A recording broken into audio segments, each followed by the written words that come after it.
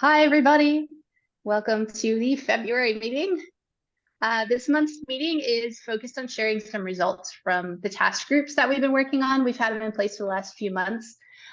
There are 3 different groups, and each one was tasked with coming up with a variety of ideas that kind of either help bridge the geographic and resource divide, help provide sustainability to organizations, and help create kind of a vision for the network going forward. So we don't want to go into a ton of detail here for the sake of time, but we wanted to give you guys like an overview of what we've been working on, and we'll open it up for feedback at that point as well.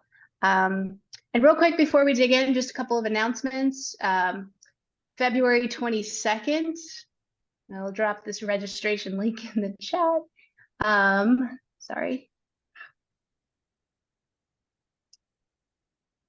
2 things at once. Okay.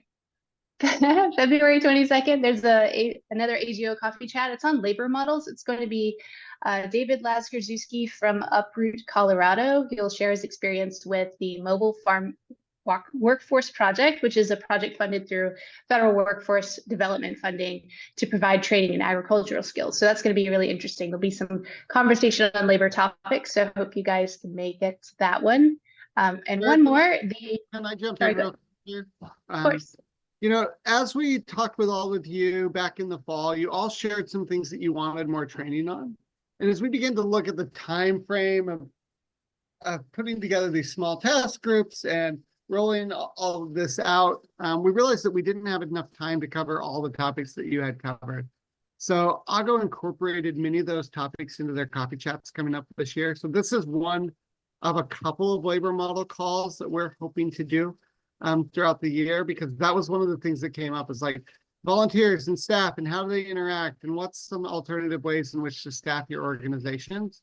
And it was a big thing we heard from you all. So we definitely want to make sure that all of you are aware of those calls that are coming up as we trying to meet the needs of Gleaners in Washington and provide some more training that is the things that you've asked for, while still leaving time for us to have some of these important conversations with each other and continue sort of moving.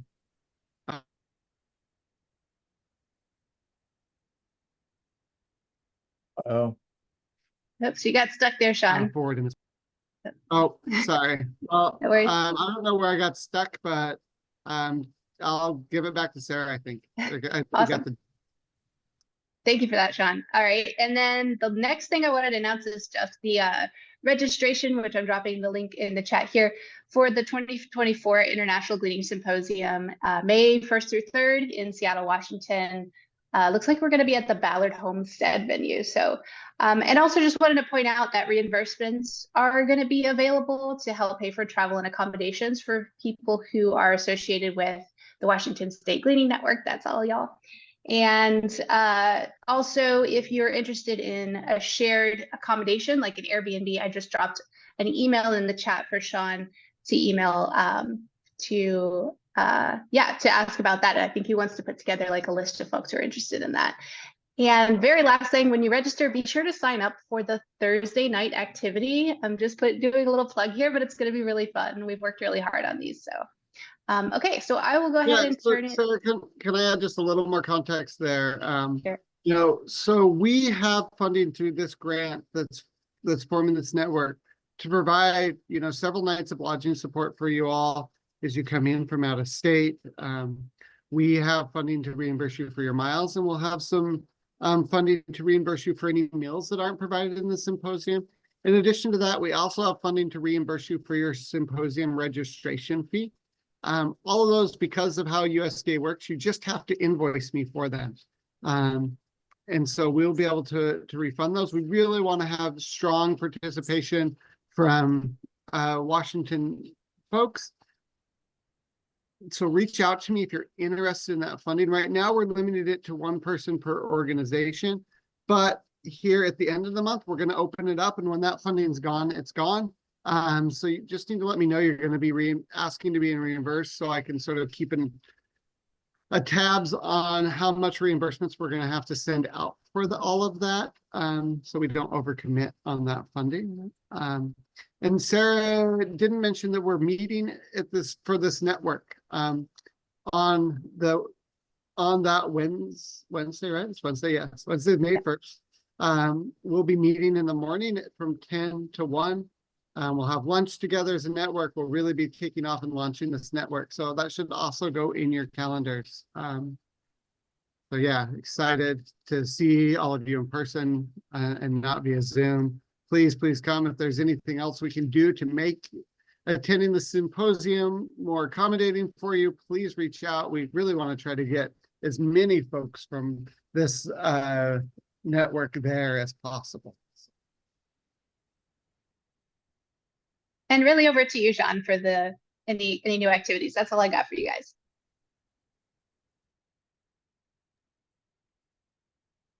Oh, yep. So we are, I'm sorry, Sarah, we're going to break into some small groups, correct? I don't have the agenda in front of me, Sarah. I'm sorry. Do you have it?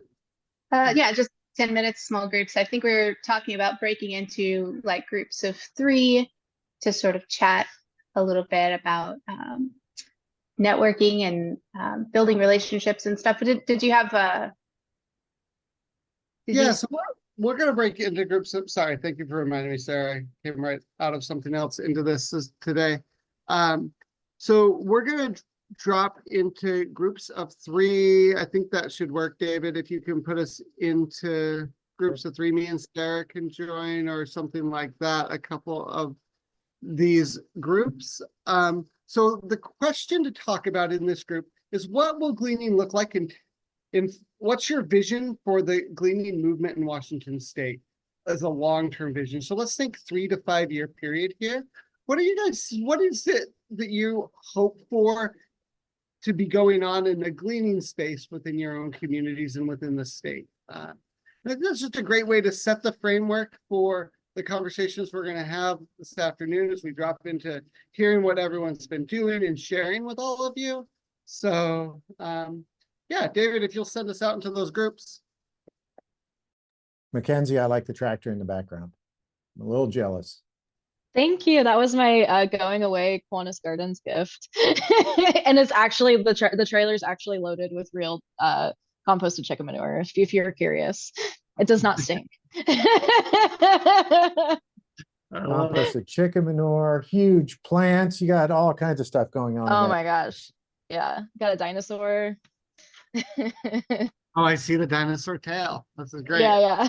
Like it's sort of an I Spy game we're playing now. Yeah.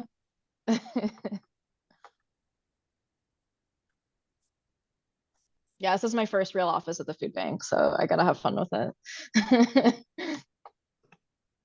Well, welcome back, everyone. I hope that just get you guys thinking about the possibilities of the future. You know, we've been spending a lot of time working through the nuts and bolts of what this network will look like, but the whole purpose of this network is to build a stronger, better gleaning movement in the state. And so we're going to spend some time now walking through a few ideas. Many of you were probably on parts of these calls, or maybe all of them. You know, some of you have been so involved, and I really want to thank all of you for your time and effort in these task force groups. But the goal today is just to bring everyone up to speed on what the task force groups have been working on. We're not going to try to put all of this together into a plan together. What's going to happen is we're going to give a little bit of feedback here to both the Bridging the Divide and the organizational sustainability list to make sure they've got everything and they thought about everything. So don't be afraid to say, well, you forgot this, or with that, did you think about this? Because maybe we did, but maybe we didn't in capturing that. And if there's any changes that need to be made, those task force will meet one more time. If not, you know, we're going to dissolve them and thank everyone for their time on those. And all of these recommendations are going to go to the governance task force that we'll hear from last year. And they're going to be tasked with taking this all and putting it together and helping us develop some framework for a plan that Sarah and myself will go back and write out and deliver to all of you in May. But if you want to be part of those conversations, these task force aren't closed groups. You're always welcome to jump in and have those. We just knew that these needed to be a lot more conversations than could happen in these once in month meetings. And so we wanted to respect people's capacity to participate in whatever way works for you. That's really important to us in this network design. So if you're passionate about the next step, join in the governance task force. If you trust the rest of us and have just way too much going on, that's okay. Just join us in our monthly meetings and you'll get updates and give your best thinking in those moments. So Sarah, I'm going to give it to you because I don't know who's next on this thing. So yeah, thanks, John. Yeah, I'm going to do a quick overview of what the organizational sustainability group came up with, and then open it up for some questions, and then I'll pass it to Faith and then David to present for the other groups. So really quick, the organizational sustainability group's task was to consider ways to create like sustainability with our organizations in the sense like sustaining over the long term. So I'm going to share my screen here. See if this works. Okay, here we go. So the first thing we considered, these are just results in no particular order. The first thing we considered is how we could create sustainability and funding. Like we talked about what sources we could pull from that would be consistent and long-term. And although we may need to utilize smaller funding sources until we can establish something like this, we thought about, for example, advocating for state funding, such as through the Department of Ecology, who is responsible for the Use Food Well Washington plan, and a focus on waste reduction initiatives. We could also reach out to people like Jade Monroe from the Food Center at the DOE who may be looking for supportive projects. And we may also strategize the plan to work with those network members whose strength is advocacy. The next one we have up here are resource hubs, and I'll touch on this one really briefly because Faith was going to be expanding on this a bit more, but these could be pre-existing or mobile spaces we could partner with to exchange resources, to exchange knowledge, to share in distribution activities. Through some of this kind of physical connection, we can, connect through the big state of Washington, and we can add sustainability to our network and our gleaners by creating a flow of resources. I have a little picture of a tree with roots. It's like a network of root systems. And the third one I have here is shared knowledge storage. So how can we share knowledge and avoid program information loss or reinventing the wheel? We currently have a shared Google Drive and a website and a newsletter and a pretty great and responsive email chain, but we present a question here. How can we enhance this to make it more accessible and usable to gleaners in Washington state as much as possible? And then a few more things here. The next one is inclusive community involvement. We think it makes sense to get more community involvement from organizations who aren't just gleaners. So having a unified voice would really empower communities over the long term. We have some of this already with the diversity of organizations involved with the network, but this might also look like having someone to facilitate relationships with supportive organizations and funders, or even might look like tabling at farmers markets or doing events to support local communities that in turn support gleaners. Another one is investing in volunteers. We questioned how we could create incentives as a network that would encourage consistent volunteer involvement and really give back to those who devote their time and energy to hunger relief in their own communities. This could be something as simple as standardizing practices for gleaners involved with the network. It could look like providing job skills for future farmers, or food, or like a CSA box, or sharing seeds, or community and educational opportunities. There are lots of ways this could go. Some potential partners might be community organizations, farmers markets, local schools, church groups, pea patches. So lots of potential on that one. And last but not least is standardizing the gleaner technology. We use a variety of tools for our work, and that can lead to less efficient workflow sometimes, but standardizing the technology could promote efficiency as well as inclusivity and access. It would be easier, for example, to share knowledge across the standardized platform. So there'd be less reinventing the wheel and more collaboration. So sorry, I was talking through those really, really quickly, but for the sake of time, in brief, those were the organizational sustainability group results. And And I can stop sharing my screen here and open it up for you guys' questions because we're really interested in your feedback on this one.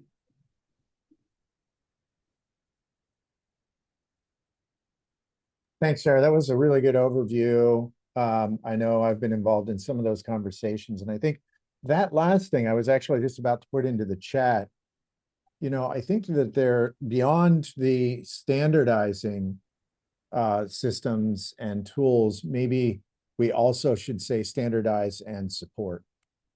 Because I have seen, and I'm sure we all have seen, like looking at you, Nils, you've dealt with this, and Rachel, where there have been standardized tools, but if there's not ongoing support for those, then they quickly, no pun intended, wither on the vine, and they become something that's less usable and kind of can get in the way. So I think that's going to be a really important point moving forward, is what kind of mechanisms are we building in to support that standardization? Awesome. Thank you, David. That's an excellent point. I'm going to add that to my notes here. Anyone else have thoughts? Thanks, David. I just want to say, as we think about these questions, or as we think about our thoughts on this, it might be helpful to frame it in a couple of questions. One is, as you look at this list, is there anything that you want people to take into consideration, or like a watch out for, or please consider this as you think about those items? Like David just shared, you know, it's not just standardized, it's supporting and ongoing support for these systems. And then, you know, the other question that I invite you all to think about is, when you look at this, is there something that you like, did the group consider this, or this is missing from the list? Those are the two questions I really invite us to focus around. If there's other thoughts, please share them. But yeah. Yeah, or share your screen again, Sarah. Just so that we can review them again. Yeah.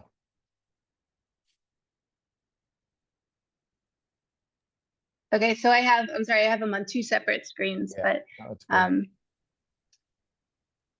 and then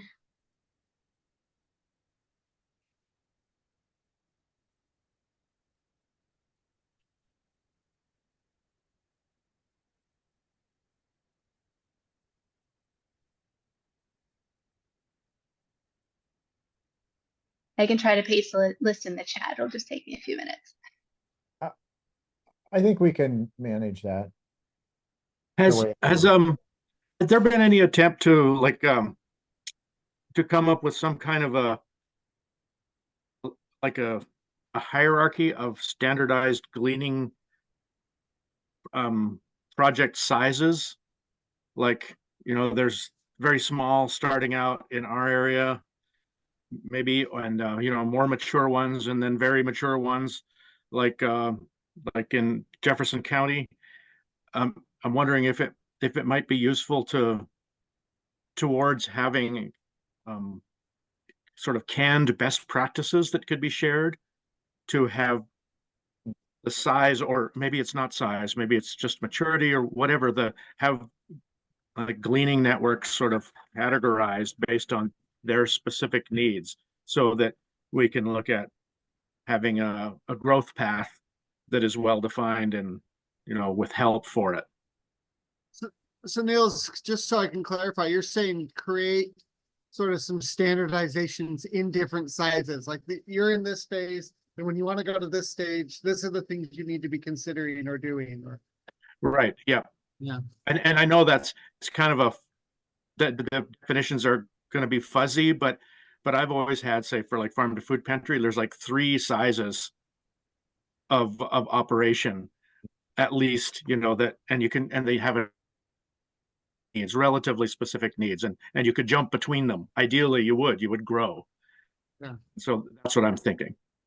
Yeah, Argo did something like this in our census, where we used a couple different metrics to sort of groups together, because there's, you know, one metric doesn't really work very well, but you can find a sort of a data set that works well to put people in, you know, something that involves age and size and maybe budget or frequency, something like that. Yeah, and probably another factor in that is, like, if you're an organization that solely gleans, or if you're an organization that does lots of things and gleans. You know, it's just a program of what you do.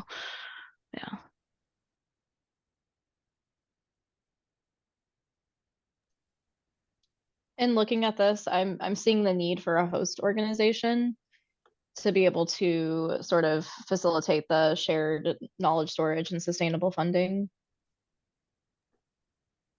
Thanks, Mackenzie. That's a great thing we need to consider when we talk about governance, and it'll really fit into that group. Like, this is hosted by someone. How does that all fit? That's definitely the next step in this process for all of us.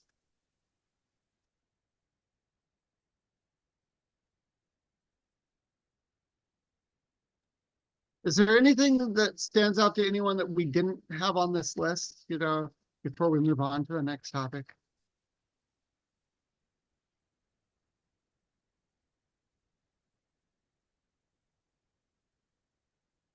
I think it's inferred here.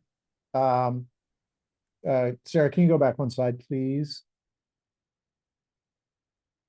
I think it's inferred probably between sustainable funding and resource hubs, but there needs to be some sort of staffing, right? It's not specified, and it's not necessarily, what does that staffing look like? Is that one individual, one entity? Is it a shared resource between a couple of different organizations that are going to step up? So I think staffing is probably something that is within like the sustainable funding. If we don't get sustainable funding, likely we're not going to be able to staff it.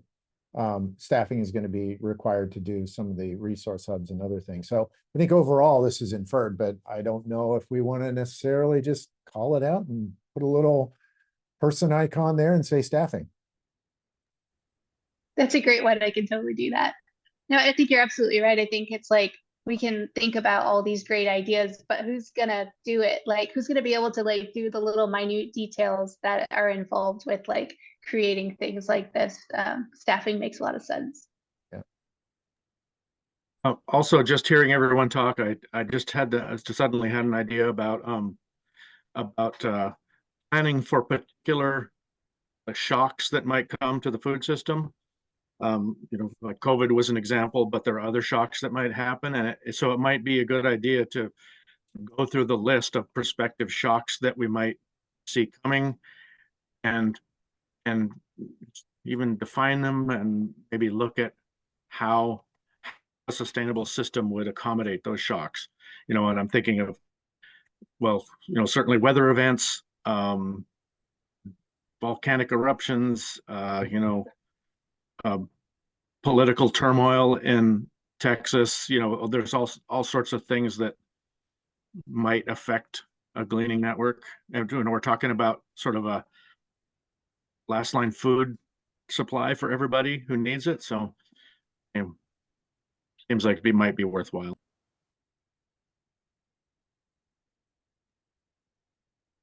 I was just going to say, I feel like what David said about it being inferred, I think organizational sustainability to me is a group of people that really support each other. So I don't know if that's really like, it is kind of the community involvement and stuff and shared knowledge and stuff, but like, I was just talking with Rachel about some things in our breakout thing about some, you know, struggles or whatever, or like Nils, what you were talking about with like, you know, it snowed last year and there was less cherries or less this or that. So some of that, so how do we come together and support each other in our struggles, and how can we work together to, you know, find solutions to things that we're all up against, or even just one organization. Like, could we say, if you have any experience in this, you know, let's all hop on a Zoom call and try and problem solve together this issue.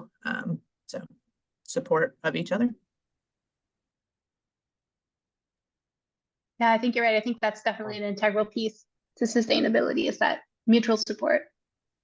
Yeah, maybe that's within shared knowledge storage. Maybe storage is not quite capturing everything about it, because if, you know, I think that shared knowledge, storage and application or something along those lines, but you know, there is storage, but that means that somebody's going to need to organize it and seek it out. But I think what we were just talking about is something that is a much more dynamic process, right? Where I know Rachel's dealt with X. And so let's get her on the call with a couple of other folks and talk through it. And, you know, that's not necessarily shared knowledge storage, but that's like tapping into that shared knowledge. Yeah, that's one of the main things I do at Agro now. Yeah, David, I didn't realize when I started this how an integral part of my job is when people reach out to me about a problem. It's not that we have a resource available, but we know who to No one connect knows. to that same problem. And that sort of piece is a really critical piece here. And that community building, that's like James, hub Yeah. or constellations, not stars, is like building these communities where folks can come together. Yeah, you know who knows, right? You don't know yourself, but you know who knows it. Sorry, I'm sounding Rumsfeldian all of a sudden, but you know what I mean.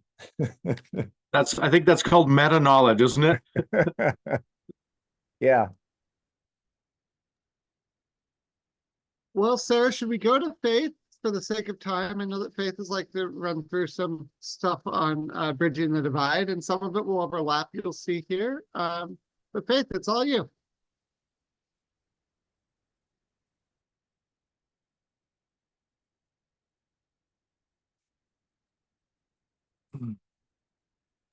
Faith, you're Oh, there we muted. go. Sorry. I went to this to share screen and then all the stuff buttons that I needed disappeared. So I'm working on it. Here we go. So you guys can probably see yourself, huh? So I'm reporting on the how do we bridge the divide. And we obviously been meeting for a little while. So these are this is the list of the items that we have identified. So multifaceted distribution hubs, pickup and delivery network, cool pup trailers or mobile cool storage of some sort, collaborative gleans, working together. We were talking about some living wage or incentives for farmers and or volunteers, creating a map and a contact list so that we can know who people are based on where they're at. And then also some end user need assessment. So I have slides for each one of them and I'll go through and break them down a little bit more. So the first one is the multifaceted distribution hub. So the problem is obviously we have a big mountain range running between the east and the west. And so how do we connect those sides together, or even, I mean, I'm up in Whatcom County and there's definitely division between even this side, the west side of lower and upper.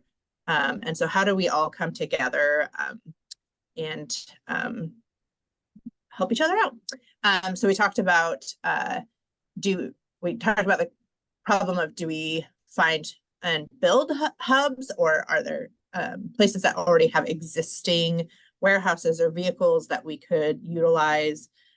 We talked about, is there an organization that is already maybe even for profit running food from one side of the mountains to the other that we could put pallets of food in or whatever to get them closer to our organizations. And so a lot of this is we're talking about how do we sustain them. We may need money to do that. And then we also talked about lots of different organizations that we might partner with or that might have knowledge within this area already. So that is that one. And depending on the scope, I feel like we could slowly roll this out and grow it as it comes, was one of our implementations and thinking about it and how we would make it happen. So the next one is the pickup and delivery network. This would is kind of a part of the last one, but we decided to call it out as its own thing. So is there ways we could, like I said before, use already running deliveries or anything like that to move food from one side to another or from one network or one hub to another?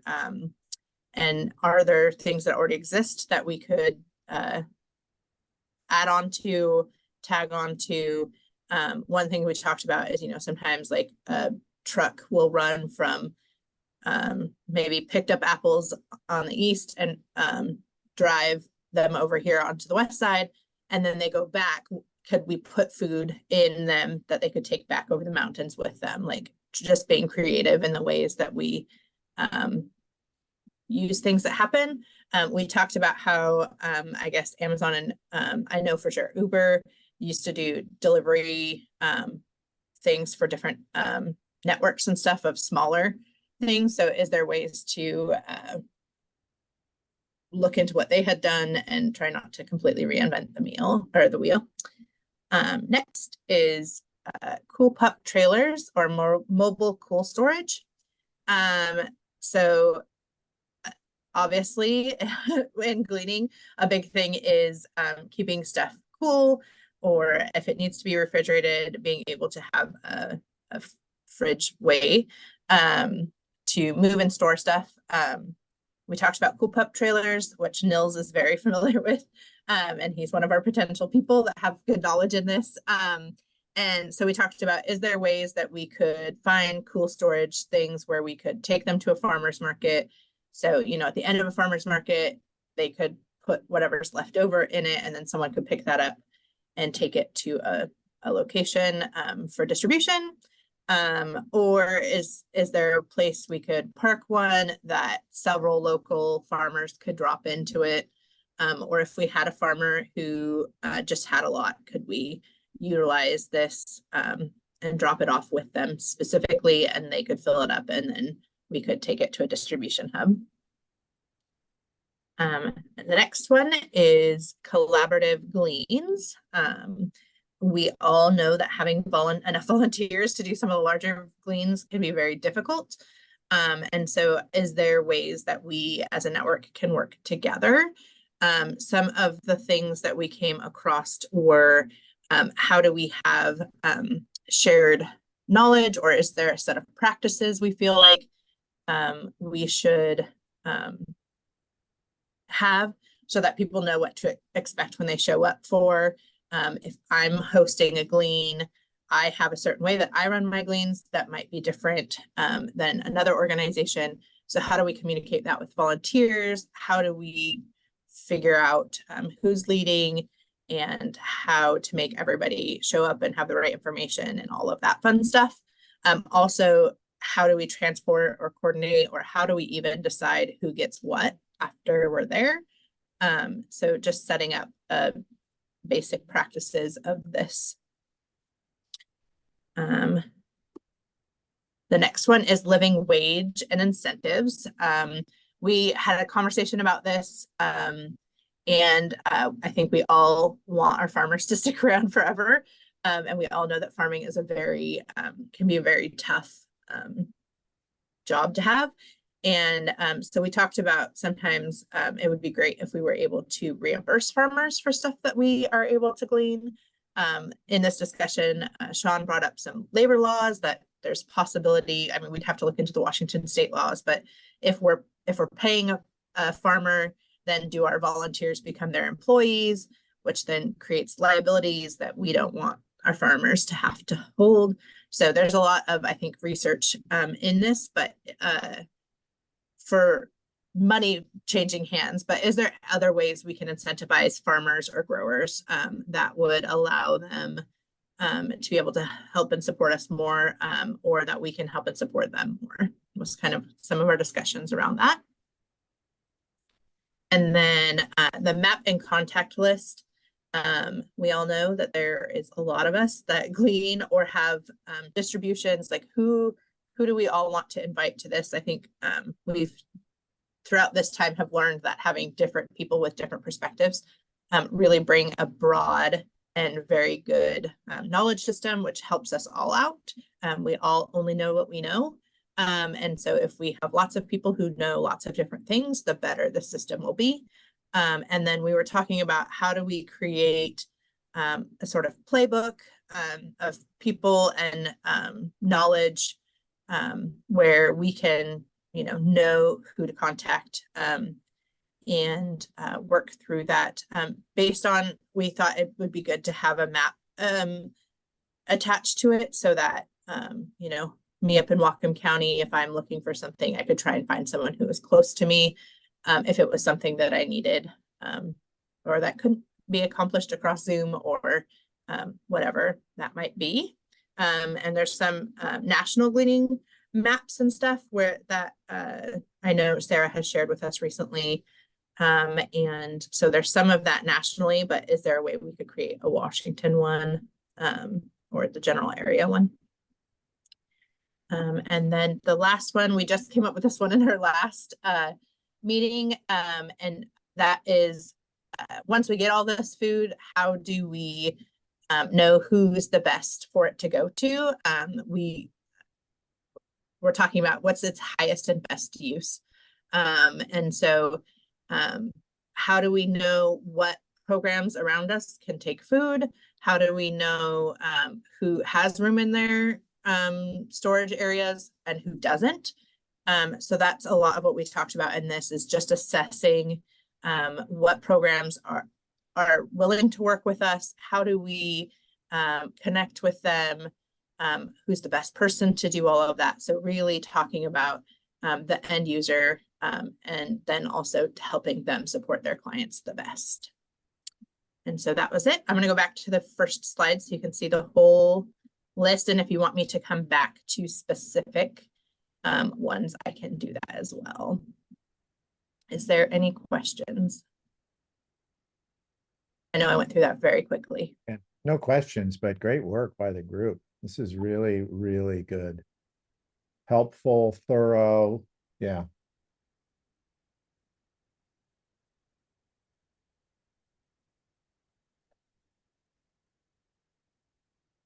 And if nothing else, it certainly sparks a lot of ideas for next steps, right? Which I think is the whole idea here. Hey, Faith, I typed it into the chat, but I don't know if you'll see it. That I think it's on your second slide when you're talking about prospective partners for distributing. I think community action agencies should definitely be on that list. Oh, yeah. And we Sarah, have are you taking that note? Rural Resources, for example, has a tractor trailer that gets used 2 or 3 times a month. And we have a driver who could be hired for the wages that are paid. And, you know, it really is a resource that is underutilized, and smaller trucks too. Yeah, no, that's definitely, that was one of our big things, is really just trying to find out what's out there and what we could utilize. Because honestly, in the long term, paying somebody for a delivery is a lot cheaper than buying the truck to run it and keeping it. Mackenzie? Oh, I was gonna say, I love the idea of supporting local, like businesses or people doing this work. You know, your friend with the truck, and I feel like that like also like feeds into the local economy and is part of holistic hunger prevention. So I think that's a really great idea.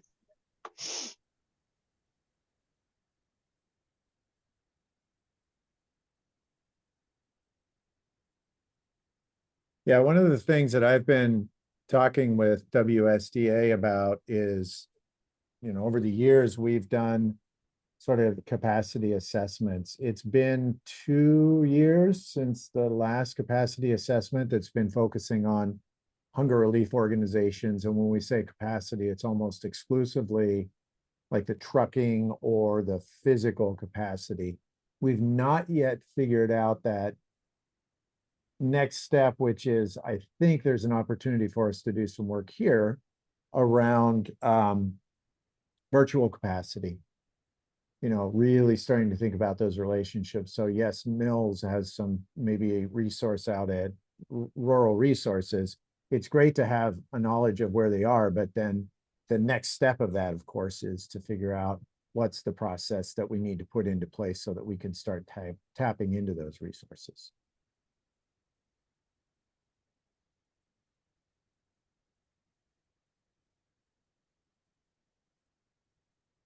One thing, I wish I was able to join. This is the group I was most excited about, but just wasn't able to attend the meetings. But with Bridging the Divide, you know, I feel like we're our organization's on the east side of the mountains, and experience the divide. And I think part of the divide is also just like gaps that exist within the gleaning world of Washington State, and there are many gaps on this side of the mountains. And how this stuff sort of fits in with like trying to identify the gaps and fill the gaps.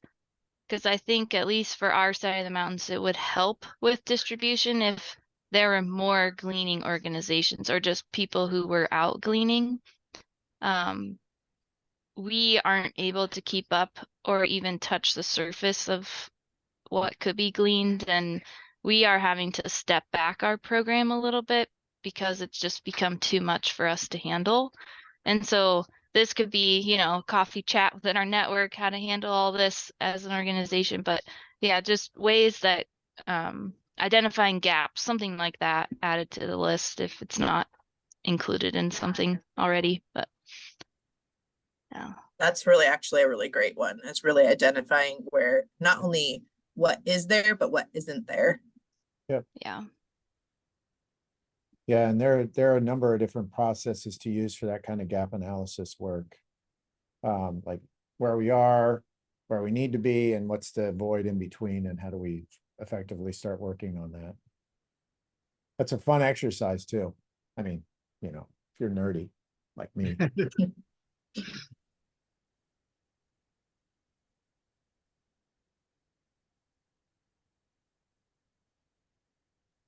Anything else in here we missed? Oh, go ahead, Faye.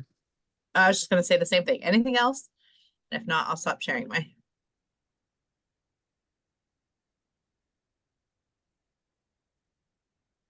David, we have but just 5 minutes left. Do you think you can cover, or should we just push this to next meeting? Let's throw it up on the screen just to get people's responses. So what we did as the group is worked on kind of a vision statement to get us started. And for those of you who have done sort of strategic planning, we felt as a group that we needed to create a vision statement that worked for all of us. And then from that, we can start to work on the mission statement, which is that mission statement typically will tell an organization the work that they are going to do. And then from that, the measurements or metrics that they will put in place to make sure that the work that they're doing is leading up to the vision statement. So the vision statement that we came up with, I felt like was a really strong one. We started out with something that was much wordier, but this is sort of the culmination of a couple of different meetings where we just tried to find a vision statement that would work regardless of the type of organization that is a part of it. So it could be a small scale organization in a rural area, it could be a larger scale paid staff organization in an urban or suburban area. But this is what we came up with. And I think today what we would like to do is just say, hey, do you like it? Do you love it? Do you hate it? Like, how does this resonate with you? And I don't know that you need me to read it. You've probably already read it a couple of times. But I think one of the key terms that we put into this at the end was thrive. We feel like Thrive is doing a lot of work here in this vision statement because it gets beyond just saying, you know, we're going to have equitable, sustainable, and interconnected food system, but it's all about doing that so that communities thrive. So you read it, Sean, I think that what we would like to do is just get people's temperature on it right now. Yeah. What do people think about it? And then we can maybe dive into some more of these details at a next meeting. Yeah, one thing we didn't want to do was try to wordsmith it with all of you. So David, can you put everyone back up? So maybe look at it one more time real quick before we put it down. Because what we're going to ask you is raise your hand if you love it. Raise your hand if you can live with it. And then raise your hand if you want it changed. So if you love it, raise your hand. If your camera's not on, maybe use the raise hand feature. That would be helpful. Right. Who loves it? All right. Who likes it? Right? Does anyone want it changed? I don't know. I think Rachel was joking, so I think we're good. No, she Well, may not be joking. Rachel's always got good ideas. the the thing that caught my eye was just that no food is wasted, and I think vision statements should be something that is achievable. To me, that's not achievable. There will be food wasted regardless of what we do, though we're working really hard to make it so that it's not the case. So yeah, I think it's a little similar to like if my food bank said we're gonna eliminate hunger. That's not gonna happen, but we're gonna feed people. So just wordsmithing that a little bit, that yeah, we are still focused on reducing food waste, but we're not, we're not gonna totally eliminate it. That was just something that caught my eye. Yeah, that's a good point. I told you, Rachel always has good things to say. But I think that it was put in there to be aspirational, but I think it can be tempered. Yeah. Well, we'll send that feedback back to the group. Okay, yeah, I don't know what other people think, share your thoughts too. My thoughts are why I was a middle voter there is that not sure if maybe there's just one food system overall that you're talking about, or if it should be food systems. And those food systems are interlinked. It seems like we'll be working on sort of regional food systems. And even if we look at it nationally, it'll be regional food systems. And then the other thought, oh shoot, that was my main thought anyway about it. Oh, and my other thought was that mission statement or vision statement by itself doesn't really point to gleaning at all. It could be any organization associated with food systems, and as a standalone, statement, it would need supporting statements for people to know who we are. Got it. Yeah, I think one of the things that we were trying to do is make it broad enough that whether you had an identified gleaning organization like Faith, or if it was a component of the organization's overall work, that everybody could participate. But that's good feedback too, Nils.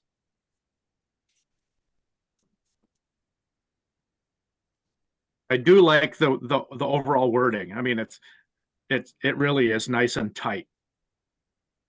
Yeah. All right. Thanks everybody for the feedback. Yeah, thank you all for joining and your time today. We're going to continue to work through this. We'll have the next few calls are going to be very similar status updates. We may talk about some funding opportunities in our next call, but we're really going to be focused on getting this over the finish line again for a real, clear direction when we get together in May, so we really understand where we're going. So I can't thank you guys all enough for all the work all of you have done. So many of you have been on so many calls the last few months. So thank you. Bye, everybody. Bye. Bye. Thanks all. Thanks, everybody.